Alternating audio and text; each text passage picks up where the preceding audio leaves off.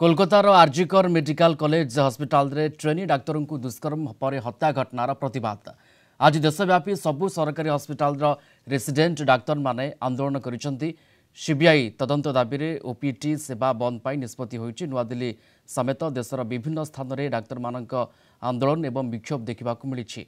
पीड़ित परिवार को क्षतिपूरण एवं न्याय प्रदान सहित डाक्तर सुरक्षा आदि दाबी रे सेमाने यह आंदोलन आरंभ करिसेंती। नुआदिल्लीर एमएस राम मनोहर लोहिया सफदरगंज हॉस्पिटल एवं जीटीबी हॉस्पिटल डाक्तर माने कोलकाता डाक्तर पीड़िता न्याय दाबी करी आंदोलन में सामिल होती।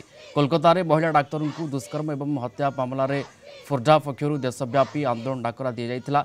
एपटे पश्चिमबंग मुख्यमंत्री पीड़िता डाक्तर परिवार सदस्य भेटी।